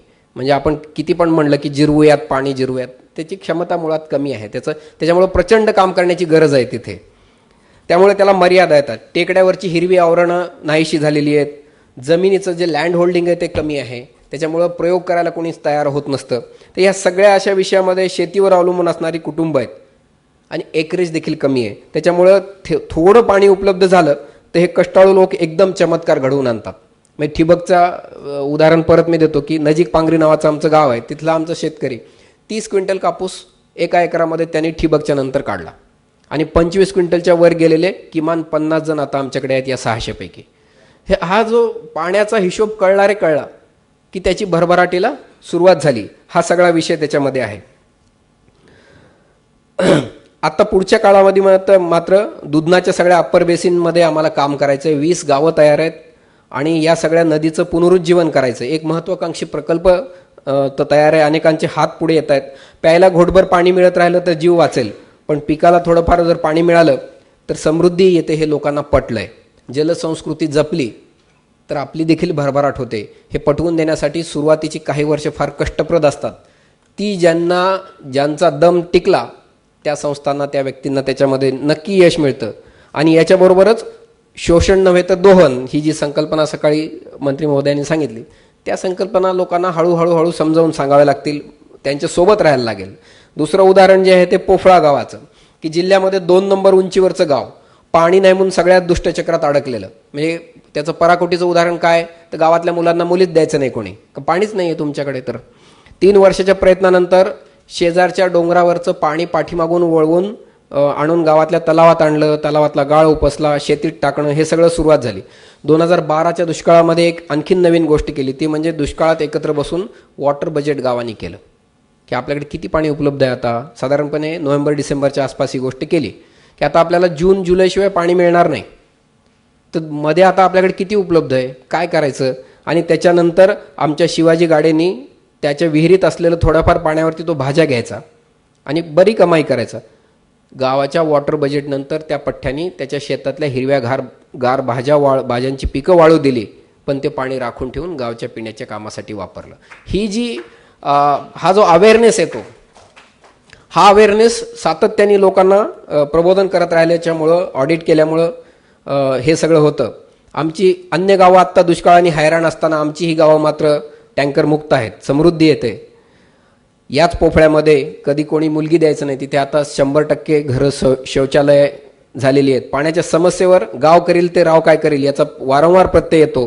गरज असते ती फक्त तिथे राहून काम करण्याची. आणि पाण्याच्या निमित्ताने झालेलं हे जे संघटन आहे हे अनेक विषयामध्ये पुढे येतं. दहीगव्हाण नावाचं गाव आहे, तिथे सुरुवात आम्ही करून दिली. आता त्यांनी सांगितलं 2 वर्षामध्ये की आता तुम्ही काय करू नका, 7 किलोमीटरची नदी त्यांनी खोल केली. त्यांच्यावरती सगळे दरिद्री शेतकरी, काय पैसे नाही, काय नाही, कुठून काय करतील पण करतील. अत्यंत अभिनव योजना त्यांनी केल्या आणि आम्हाला सांगितलं की नाही, तुमची पण मदत नको आम्हाला, सरकारची तर नको, तुमची देखील नको, आम्हाला फक्त 1-2 JCB मशीन उपलब्ध करून द्या, त्याचं डिझेल आम्ही टाकू आणि आम्ही आमचं काम करू. जालन्याला 28 दिवसाला एकदा पाणी यायचं 2012च्या दुष्काळात. मुंबईत खूप गदारोळ झाला होता. मी एका परिषदेला आलो होतो, तिथे इथल्या लोकांना त्यावरची विश्वासच बसत नव्हता की नळाला 28 दिवसाला एकदा पाणी येतं जालना शहरामध्ये. इथल्याच कॉन्फरन्समध्ये सायनला आहे का, ते म्हणाले की आम्हाला 1 दिवसाआड पाणी आलं तर आम्हाला खूप त्रास होतो, तुम्ही तर 28 दिवसाआड सांगताय.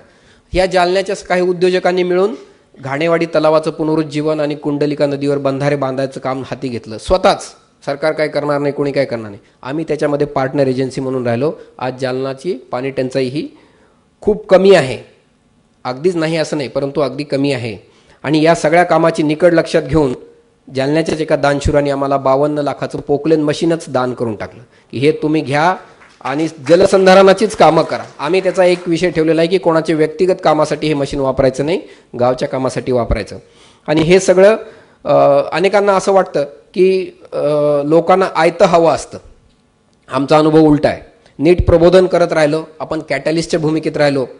आम्ही साधारणपणे असं म्हणतो की वी आर कॅटलिस्ट आणि people are the real change maker. हे असं आपण असं पोज करायचं काही कारण नाही की आम्हीच सगळं करू वगैरे, असं काही नसतं. तर वी आर कॅटलिस्ट. तर आपण या भूमिकेत राहून प्रबोधन करत राहिलो तर लोकांचा अनपेक्षित इतका चांगला प्रतिसाद मिळतो. 2014-15 मध्ये दुष्काळ निर्मूलनासाठी नाबार्डने आम्हाला 23 लाख रुपये दिले की तुम्ही काही काम करा 3 गावांमध्ये. डोह मॉडेल नावाचं एक मॉडेल, त्याच्या तपशिलात मी जात नाही.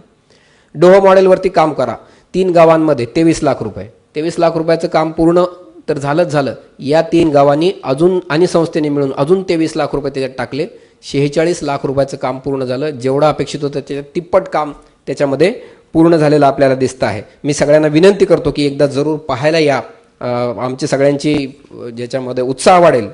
आणि इथं असे वानगी दाखल उदाहरणं आहेत, असं अजून बरंच काही आहे. शेवटच्या 2 मिनिटामध्ये मी फक्त एवढंच सांगणार आहे की यातून जे शिकायला अनुभवाला मिळालं ते थोडंसं सूत्ररूपाने तुमच्या समोर मांडावं असं शेवटचा टप्पा माझ्या बोलण्याचा असणार आहे. आमच्या सगळ्या गावांमध्ये लर्निंग पहिलं होतं आमचं की आमच्या सगळ्या गावांमध्ये, आमची गावं म्हणतो त्यावेळेस मी औरंगाबाद जालना जिल्ह्यातली पूर्वेकडची गावं, जालना जिल्ह्यातली पश्चिमेकडची आणि औरंगाबाद जिल्ह्यातली पूर्व, दुधनेचं खोरं, 3 नद्यांचा उगम तिथे होतो. आणि तरी गावं सगळी गावं टँकरवाली असतात, चारा छावण्या लावावं लागतात. तर आमच्या सगळ्या गावांमध्ये विकासाचा सगळा खेळ हा पाण्याभोवती फिरतो. त्याच्याबरोबर पाण्याच्या बरोबरच दुसरं आम्हाला जे कळलं ते असं की पाण्याच्या बरोबरच जलसाक्षरता ही देण्याची खूप गरज आहे. माणसं साक्षर आहेत, जलसाक्षर होण्याची गरज आहे. वॉटर ऑडिट, प्री आणि पोस्ट वॉटरशेड, हा थोडा तांत्रिक शब्द आहे परंतु लक्षात येईल आपल्याला की नुसतं स्ट्रक्चर करून नाही चालणार आहे. त्याच्या अगोदरनं स्ट्रक्चर केलं, पाणी उपलब्ध झालं, मग लावा ऊस, असं नाही चालणार. पीक पद्धती बदलण्याची गरज आहे. आणि याच्यापेक्षा भयानक आता समस्या आलेली आहे, ती अशी आलेली आहे की मृद संधारणाचं तेवढंच महत्त्व आहे. म्हणजे आत्ता आम्ही 280 माती सर्वेक्षण केलं, 280 शेतकऱ्यांचं माती परीक्षण केलं, अगदी ताजी गोष्ट आहे.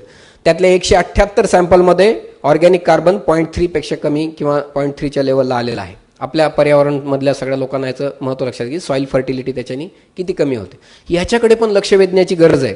आणि हे जे सगळं काही करायचं आहे त्याच्या 2 मुख्य गोष्टी लक्षात ठेवून कराव्या लागणार आहेत. ते म्हणजे याचे आर्थिक आणि सामाजिक परिणाम लक्षात घेतले पाहिजेत.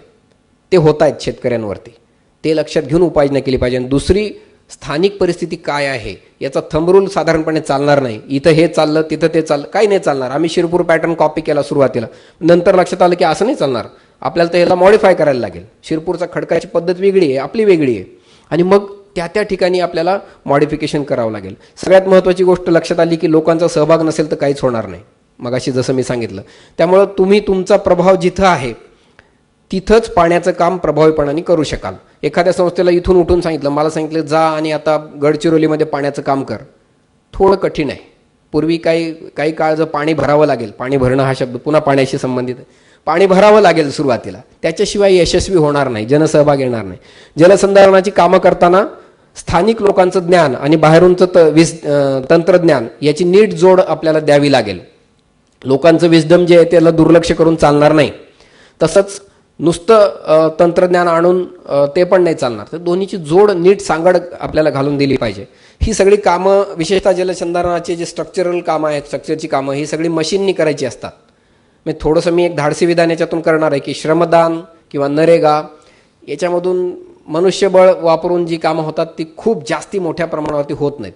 सुयोग्य वापर दोन्हीचा करून ते करता आलं तर जास्त, परंतु हेवी मशिनरीनी हे काम करावं लागेल. ॲप्रोप्रिएट यूज या सगळ्या विषयाचा करावा लागेल.